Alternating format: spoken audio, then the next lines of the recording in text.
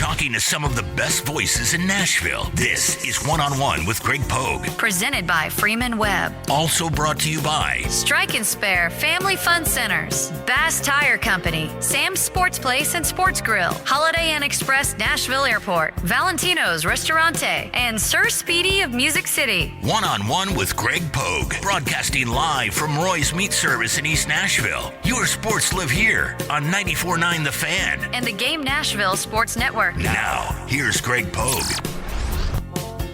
Hour number 2, Saturday morning extravaganza at Roy's Meat Service in East Nashville. Sitting here talking food with Big Joe Dubin, the guest today. I don't know what, I've lost my mind. But I mean, did you run out? Honestly, we have a great relationship. You ran out of people, right? That's why you asked me. Yeah, you're easy.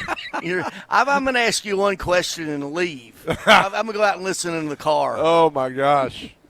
How you doing, man? I'm good, man. You? Good? Yeah, good. It's things are good. I'm happy to be here. Yeah. I usually have an agenda or notes. Yeah. I don't have anything with you. Nothing. You got like 17 pages Well, there. yeah, that's all the high school stuff. Oh, okay. 17 pages is your all the warrants outstanding for you. That's pretty close. Yeah. Yeah. You know, I've never been in trouble with the law. Really? Remarkably, I've never been in trouble. I mean, I've got a speeding ticket here and there, but I've never been in trouble. And I tell you, and people are like, I bet you raised hell as a kid. Yeah, I did. But single mom, my mom was the greatest mom ever. I didn't want to put any more on her. Right? I didn't want to give her any more trouble, any more problems. So I was a good kid. We had fun. We raised little Cain here and there, but I never was one where the cops come looking because I didn't want to have that pressure. And I always laugh because my coach in junior college, first day of practice on the board had, here's 3 things you're going to follow. You don't embarrass your program. You don't embarrass your teammates. You don't embarrass your mom. And I've always remembered that. That's the first thing we walked into our meeting room. We saw that. I got arrested in Bowling Green. I was at a Hilltopper Athletic Foundation function. Hadn't had anything to drink, nothing fine, everything. Yeah. And I got pulled over by a cop because I was dating his sister. What was the cause? I mean, I was dating his sister. I mean, and so. Oh, well. Yeah, I went to jail. They didn't put me in. The Commonwealth attorney called him up, and I went back home, and the sister came over, and she spent the night. How do you explain that to your parents? I didn't. I was an adult. Oh, okay. I was an adult. Okay. Yeah. Oh, well, that makes sense then. Yeah. So, anyway, I've been good. Yeah. Praise the Lord. All right, what do you want to talk about? I want to talk about 2, 3 or 4 different things. Sure. Let's start with MTSU football. Obviously, you, Chip, tonight, you got Marshall. Yes, It's on 93.3. Go ahead and plug. When's your 4:30 is the pregame with JP Plant and Dick Palmer. Right. Chip and I take over at 5:30, games at 6 Yeah. on 93.3. GoBlueRaiders.com. Station down in Murfreesboro. I mean, you can find it 18 different places. The loss to Austin Peay is going to be a tough one to get over, period. Yep. But it sort of went under the radar going on the road and winning at Nevada. Yeah. That was a big, especially how they did it. So, I don't know if you saw Austin Peay play Georgia. Oh, yeah. Austin Peay's. It was almost a one-score game in the fourth. Right. Yeah. It's almost a one-score game. So I think Middle underestimated Austin Peay. Right. The new Student Performance Center there felt good first game. Middle's got some new guys in really good. Austin Peay's really good. I mean, they are really good, and they went out and they hit the portal as well. They got a quarterback from Ravenwood, Chris Parsons, who was going to Mississippi State, now at Austin Peay, and they got some NIL money, and they played. That's a good, and now they're ranked 8th or 9th in the FCS poll. But it was a butt kicking. You can't lose to Austin Peay. And it's not as much we could talk about the football component, but it's the perception. Yes, it was bad. It was really bad. Then you go to Wisconsin, and for 2.5 quarters, you're toe-to-toe with them. I mean, you are toe-to-toe with Wisconsin. They don't convert a 4th and inches, and they lose the game. It goes down. Nevada last week, you're down 13-0 in the 4th quarter, 6 minutes to go, and you have been in the red zone 4 times, 0 points, and it just clicked. I'm telling you, it was fun to watch. They score a touchdown. They get the ball back, go down, score again, win 14-13. And Nevada's kicker misses a 56-yard field goal. I promise you, it would have been good from 80. When he missed it, the ball was near the top of the goalpost. Yeah. It was just wide left and middle one. So that was good. Now you got homecoming tonight, and I was telling Coach Mason this week, I was like, you know what? The best taste in the world is winning. And once you taste it, you want more of it. And so, well, what it does, it validates everything you put into it. Yeah, right. Yep. Yeah, and I said, do you think the guys understand now what you're trying to do? He's like, oh, yeah, they do. So, got to go out tonight, but you got to do it again. You know, it's homecoming. Marshall's not the greatest team. They've been pushed around pretty well. I mean, Georgia moved them up and down the field and all that.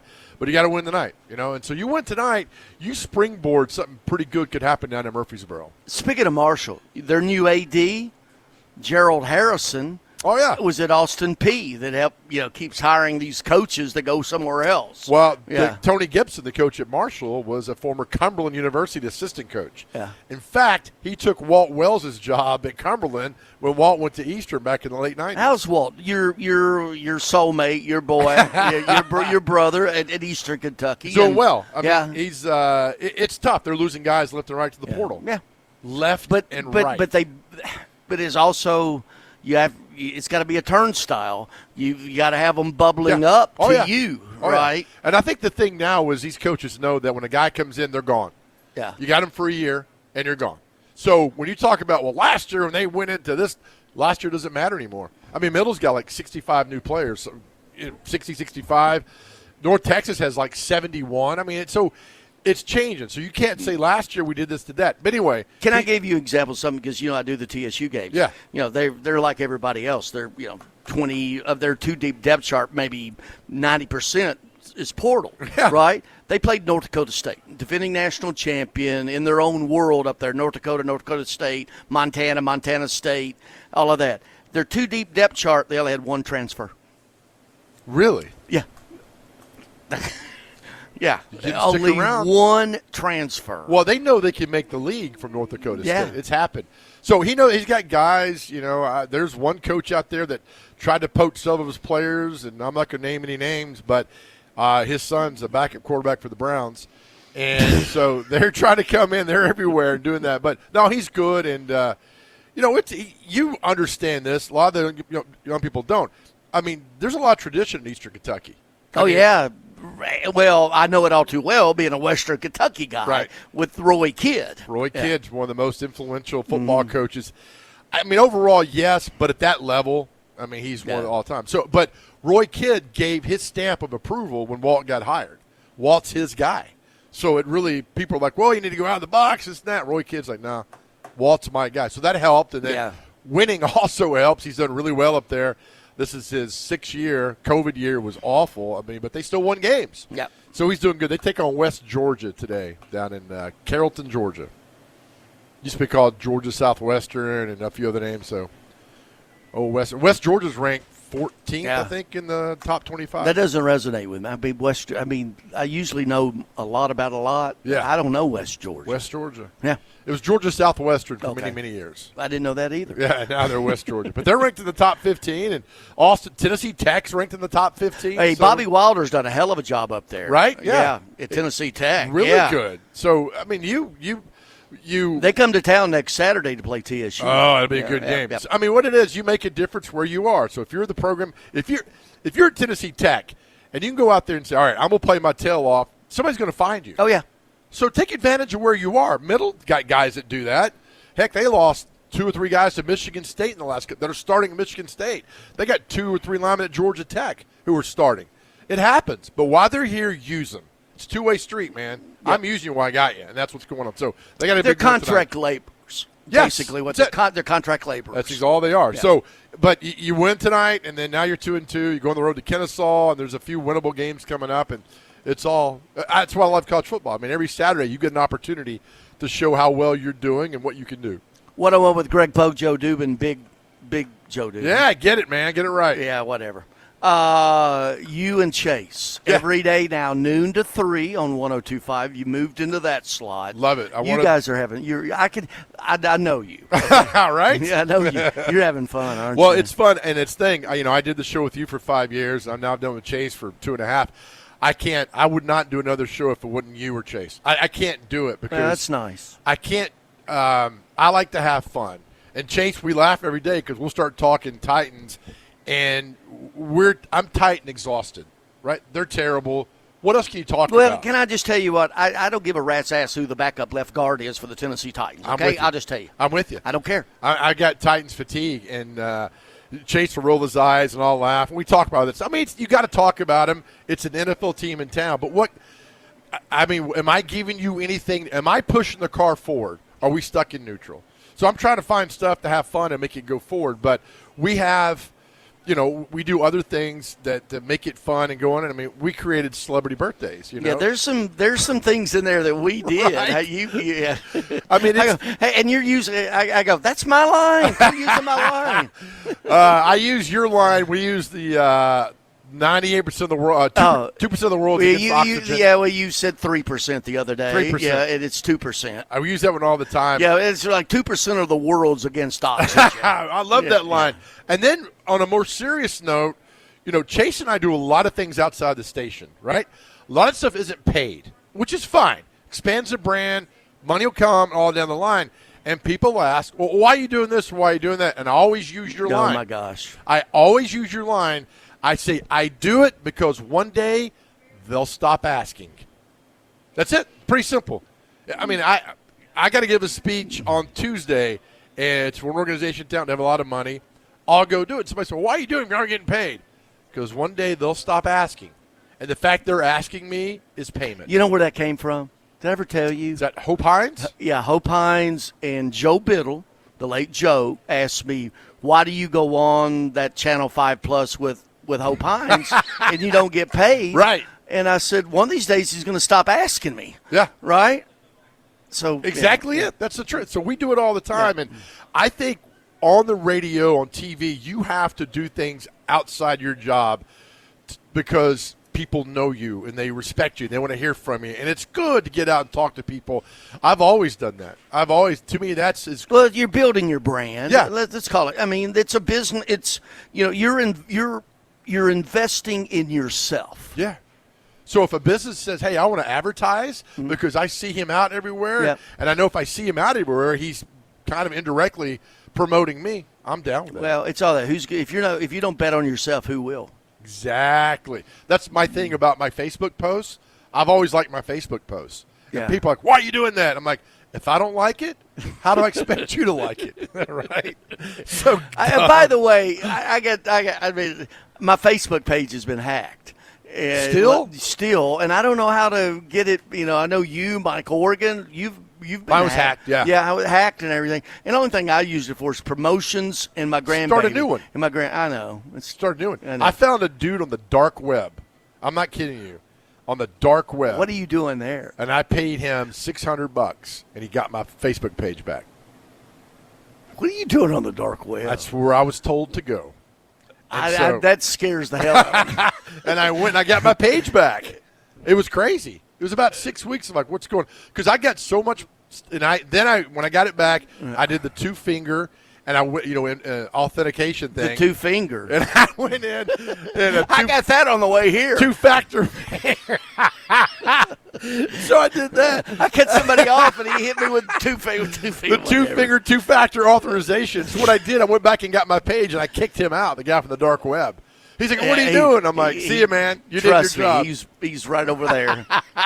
He was gone. He knows Start where a new you page. are. I'm fine. Start a new one. I will. I'll get around to it. Yeah. I don't have anything else to do. All right. My gosh, I knew this would devolve quickly. 101 with Greg Pogue, Joe Dubin. We're at Roy's. What about this place? I smelled it. I'm not kidding you. 2 blocks away. Because I got to the South 19th and Main Street, whatever that road is, and I went to the stop sign, and I smelled it. We're so late to this party. We are so late to this party. I mean, they do all of our Cats catering for training camps. You eat it. You and Chase, do the play-by-play. Oh, so good. Oh my God. So you smell the guy's cooking on the sidewalk. And he's out here right out front. That guy right there's a rock star. Hey, I tell you what I did. I did the show last week. I did the Tennessee State game. I got off the air about 8 o'clock. I came over here last night and watched the second half of the Vandy, South Carolina game and eating their leftover grilled stuff. My God. I mean, We'll get you a biscuit. You eat the leftover grill. It's probably took it home. better than anything in town. We got to do something called a commercial break. Let's do All that. right, we got right that. here. All the Big Joe 101. Oh my gosh, 94.9 The Fan.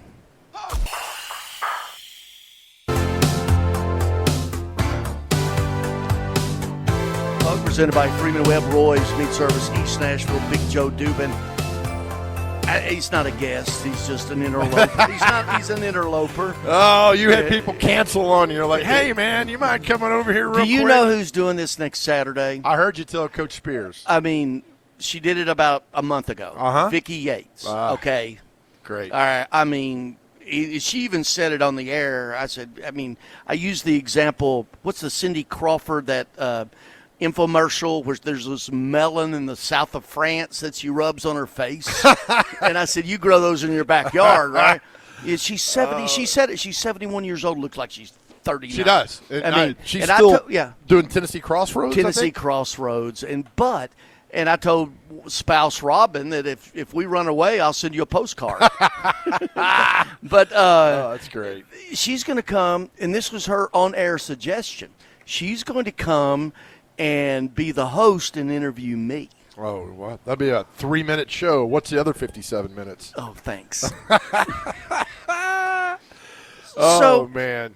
Why is it important for you to be local? Because you're hyper local. Yeah. Okay, you're hyper period, but hyper local, and but certainly with high school football, but in general. Well, I think because I grew up here, and like a Rudy or a Hope, I saw the impact they had in the community of being local. When I was at Channel 2, it's 2007. People ask, do you regret not getting a job, taking a job someplace else? And an agent had called and said, hey, you ever thought about ESPN? I'm nowhere near that good. I'm like, no, I'm good. I don't want to go live in Bristol, Connecticut. I don't want to do it. Nobody knows who you are up there, right? But here, they do. They know who you are, who you want to be. And I'm like, this is where I want to make an impact. My family's here. I grew up here. There's a history here with all that. And I just thought being here, and I'll tell you a quick story. In 1984, Al Jerkins came to McGavick High School football practice because we had a player of the week, a guy named Dwayne Morris, great football player. And Al Jerkins came to practice to give Dwayne an award. And we were like, holy cow, that's Al Jerkins. We were just mesmerized. And I'll never forget that moment of seeing just a local sports guy. I'm like, I want to be that. I want to be able to walk into a practice and give back and say, hey, we're going to highlight you, spotlight you, high school football, which means the world to me. That's why I do this on Friday. That's why local is so important. Man, I can go get Titans news anywhere. I can't get Glencliff, Hillsborough on radio on Friday night. I can get it here, right? We get all this here. We got to take care of our backyard. Don't take care of our backyard, then they're going to go someplace else. So local is, and that's what Chase and I talk about on the show all the time. We got to take care of our own. Then we figure everything else out. That's why local matters to me. What's the difference between Big Joe and Joe? Big Joe on the go, right? Big Joe Dubin and Joe Dubin. Well, I think the Big Joe is the community guy. And I'm big on helping nonprofits, the animal rescues. My dear friend Tanya at Dreams and Wishes of Middle Tennessee, just helping people. It takes nothing, no more energy to help people. Are they two different people, or is it all just? I mean, it's one? all the same, but people like if you go somewhere like Joe Dubin, nobody knows Joe Dubin, but you put the Big Joe up. Oh, okay, and so you use that to help people and go further along what they're trying to get something to do. The Joe Dubin is a big fan of the Irish goodbye. That guy likes to stay away. I mean, I'll duck out in a heartbeat and you'll never see me again, and sit and watch TV. I do a lot. I love to write. I got a lot of writing inspiration from you. All right, well, we'll get in that in a minute. No, I think you might be the greatest writer I've ever come across. I've already told you're the smartest man I've ever met in my life. The stakes are already free, okay? You're the smartest man No. I think I've met in my life. Your writing is really, really, really good. So I like to do that and get away and spend time. I love my kids, and that's a big part of my life. And Tell about being a granddad right now. oh, my God. Oh, I know. It is. She's 11 months old. Yeah. And I've never, when I held her for the first time, it wasn't emotional. It was overwhelming. Yeah. And I tell you why. Because I saw my grandpa. I saw my mom. I saw generations in that little girl. And I told a dear friend of mine, he's like, well, what else was it like? And I said, it's great because she doesn't know my story. She doesn't know the screw-up that I am, the bankruptcies early in my life, the I mean, she doesn't know that. All she knows is me, Grandpa, and who loves her more than life itself. And it's beautiful to have that. Oh, yeah. And not have to worry about anything else. Well, pure and love. with me, that's my baby girl's baby girl. And the first time she walked and ran up to me, I pulled out my wallet and said, "Here, here's the deed to the house." I like the video you had of her. Was she rearranging your office? Was that what it was? Oh, the ones were stone stuff left and right. She's a little. I can't say that word. Yeah, right. She's already a little poop. Yeah. You know, but it's life changing. How many books you written? 5. 5. Name them. Create the Chaos was about breaking into TV and getting over the hump of people telling you no. And that was my TV journey. The next one was Screaming at God, and that was in the middle of all these dark clouds, God always has a bright light. You just got to find it. In the middle of everything, there is a light. There's a sliver of light and hope that you got to find, and I found that in bad things in my life. Third was Lord, Please Don't Hit That Mailbox. It's about raising kids and coming of life and being a dad, because I was teaching my son how to drive. And I tell people the perspective of driving a car is one thing, but when you're in the passenger side, that mailbox is close, right? I mean, my son's driving, I'm like, oh, God, please don't hit that mailbox. And he's not going to hit it, but you're sitting there next to that on that side. So the perception is 2 feet away is like night and day. So that was Lord, Please Don't Hit That Mailbox. It was sort of the bumper guards, right? Yeah. Of life. Right? Yeah, exactly. Yeah. So it was fun. Just stories about raising kids and growing up in Nashville. And then the fourth one was We All Walk Together, the mental health stuff, and that's done well. I mean, to see people, we all walk together. We all walk together, no matter black, white, young, old, gay, straight. It doesn't matter. We all walk together, and I want us all to go the same way. And it's a book about celebrating. I can't celebrate me if I can't celebrate you. I want you to succeed and be well. Then the last one was, Nashville, the last 5 to 7 years has been just knocked down. It was like, it's called Nashville, We Still Love You. Just stories about Nashville, places that are no longer here, that made Nashville, Nashville. And the first book, Create the Chaos, is for sale in the Harvard bookstore. And I didn't believe it till I ordered it from the Harvard bookstore, and I have it in my office, unopened, which is fascinating to me. And the last one they've all done well, but the first one and the last one have really made I'm here for people I've never heard of in my life. I met a guy, true story, at 7-Eleven last week in Hermitage. He's like, hey, I bought your book. I bought 6 more for my friends and family. I always wanted to meet you. I was like, let me thank you. You're the hero, not me. So, but people like, you've written a book. They're like, well, I want to write a book. I'm like, well, why haven't you? Well, I'm like, just stop it. And then I go back to my speech, one day or day one. It's up to you. One day I'm going to write a book. Oh, I'm writing a book. It's day one. I'm writing. And then once you do that, once you get off your butt and start writing, it's easy. I've self-published them on Amazon. It's easy. If I could do it, anybody could do it. So the books have had a positive impact on so many people, and I'm so proud of them. Is it therapeutical for you? Oh, my God. It is. I mean, it is. So I write for Main Street Media, like 15 newspapers, and so I take those articles I write and I put them in a Google Drive in a different headline and category and just get them out there. But it's just fun to sit down and create something. Now, I've written 2 fiction books, and I've got one that is out there. I've been rejected 88 times by publishers, by literary agents, and it's 65,000 words, but it's good. My next one, it's around 55,000 words. It's also a fiction book. It's good. I mean, those two are going to pay for my granddaughter's education. I'm telling you, you'll see them on Netflix within 2 to 3 years. That's how much but it's just fun. I got poetic license. Sit down, create, write, and everything, and it just takes off. Is it just stream of consciousness? Yeah. I have a beginning, middle, and end. I know the beginning and I know the end, and then I put everything in, put the cake in together. But the endings are great, and I don't know. I'm really excited about it. I get up in the morning. I go to the gym every morning at 6. I'm done by 7.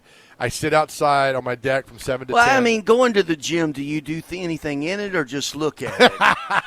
I look at Jim. That's his name. Hey, Jim, how are you, buddy? Man, you're a Jim. And I write in the morning. But I did this podcast with Jill Jelnick the other day, and she's so wonderful. And we talk about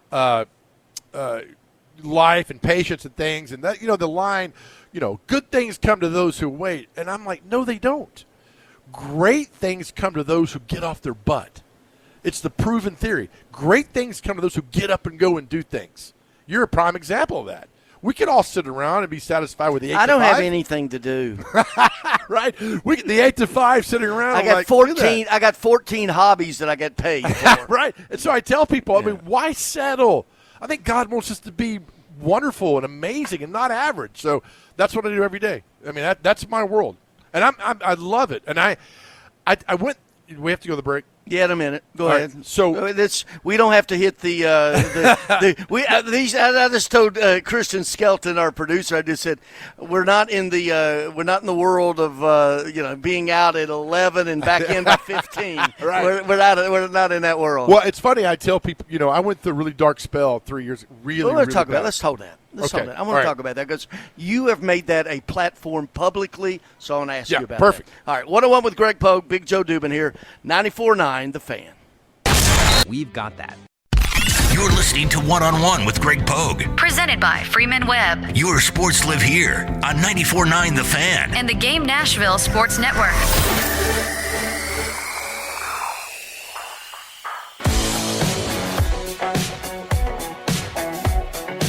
Greg Pogue, Big Joe Dubin, guest, Roy's Meat Service, East Nashville, every Saturday morning. Prep Football Talk. Bubba Spears him and Chase are doing a really good job on that Friday nights. They're great. And I love Coach Spears because he harkens back. I played for Wes Elrod at McGavick, and I love Coach Elrod. And I see a lot of Coach Spears in him, old school Jerry coaches. Pig, Wes Elrod, that whole thing. And we're kindred spirits when it comes to high school sports in general, but particularly football. Oh, absolutely. So to have a Coach Pig or a Coach Elrod or Pot Graves. Yeah, I don't know. I hated Pot Graves at McGavick. Hated him. Now I love that man because he was like he's on my butt and everything. He was great. That's what a coach does. And so I hear Coach Spears talking about ex-players come back talking to him all the time.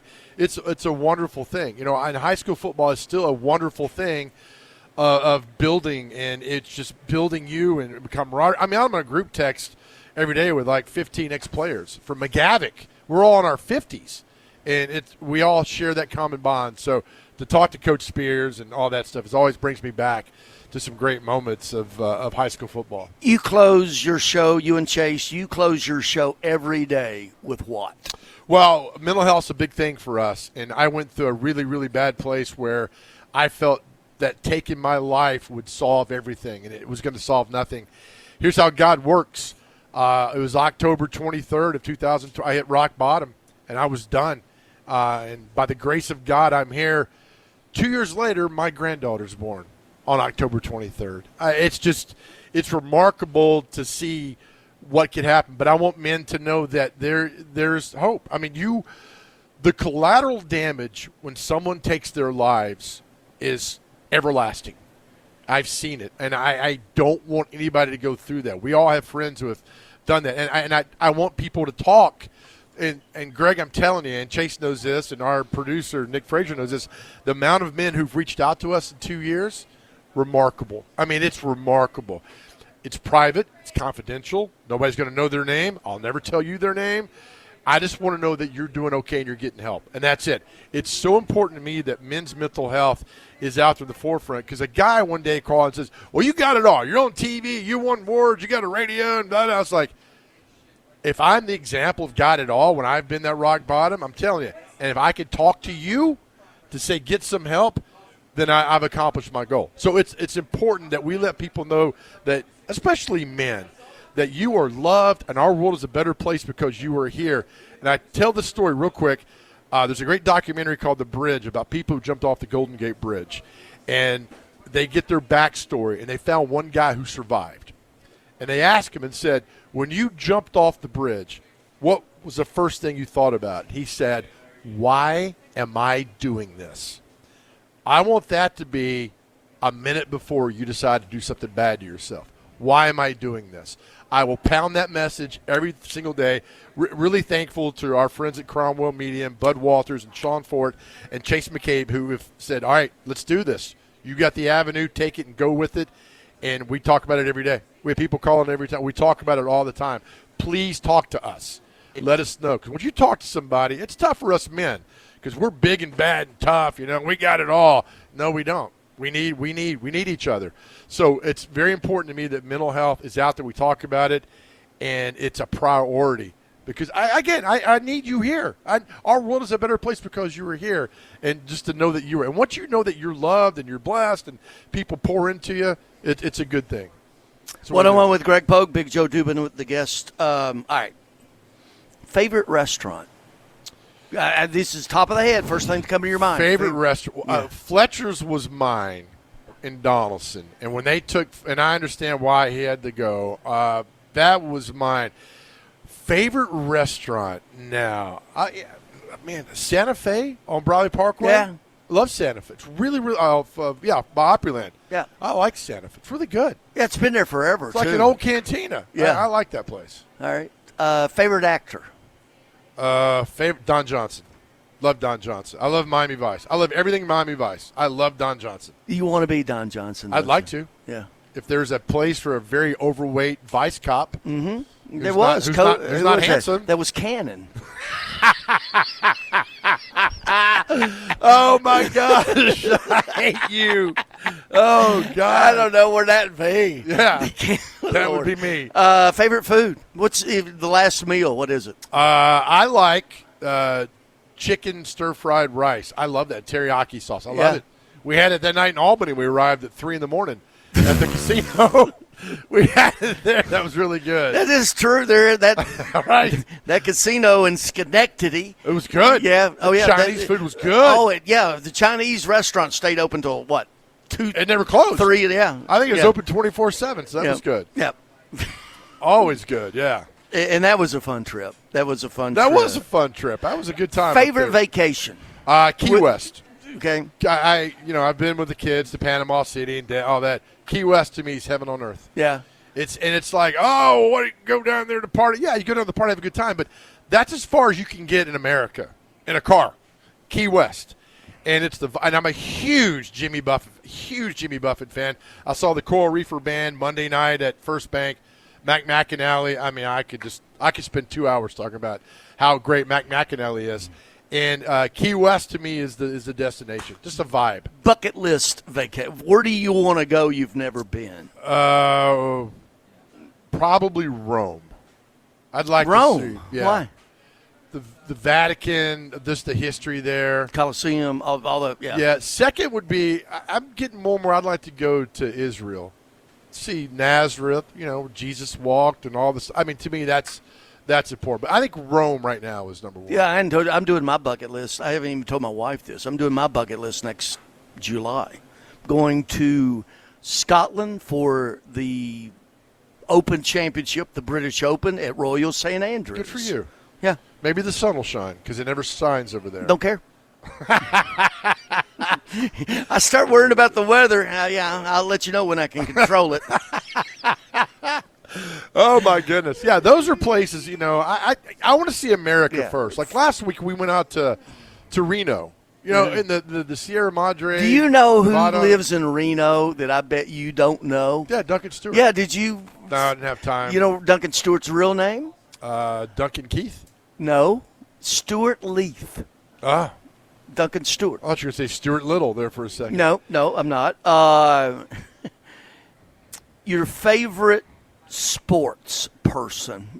Mine's Robin Yount, okay? Right. I mean, I'll just, if you got one, you only got one, don't give me the runner-up. Joe Namath. Why? I think he's the most influential, important person who ever played football. just the Broadway Joe component All of the Super Bowl. There's never been yeah. anybody like him before or after. Yeah. Just the way he AFL, NFL, went to the AFL. Commissioner hated him because he gambled. He hung out with the boys, and he was the pop culture hero. He was. He the looked good in that culture, fur coat, didn't he? All that. Yeah. I mean, he was a hell of a player. Yeah. His knee, had he played today, there'd be surgery. He could still be playing. But he was beaten up, pushed down. I mean, he was a legend at Alabama, legend in the NFL. The Super Bowl III beating the Colts, guaranteeing a win. I mean, that's stuff legends are made of. Joe Namath is that legend. Who do you pull against who you pull against the most is St. Louis Cardinals.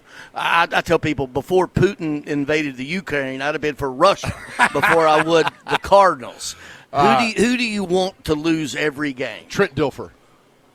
I can't stand what Trent Dilfer came in here and did. Thought At he could do Lipscomb. high school football, being Mr. Billy Badass. Was a disaster. He's a disaster at UAB.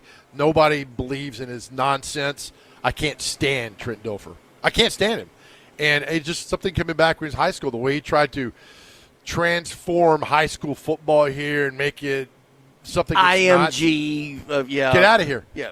Get out of here. You're starting quarterbacks from California. Yeah. You tell a parent that you're tight end, oh, we love you, tight end. And you bring in 3 tight ends from California, like a college. Yeah. You know, I could go 75 high school coaches in Middle Tennessee that are better than Trent Dilfer and have won 2, 3 games, 4 games a year, 5 games a year because they're good men. I don't believe he's a good man. All right. Can't stand him. Hey, and they played Tennessee today and hope Tennessee drops 100 on. I'm not kidding you. Hope Tennessee beats them by 100-0. Christian, pull that Trent Dilfer soundbite, and we're going to send it down to UAB. All right, let's take a break. We'll be back and wrap it up with Big Joe Dubin, one-on-one with Greg Pogue. Roy's Meat Service in East Nashville. All this presented by Freeman Webb on 94.9 The Fan. You're listening to One-on-One with Greg Pogue. Presented by Freeman Webb Your sports live here on 94.9 The Fan. and the Game Nashville Sports Network.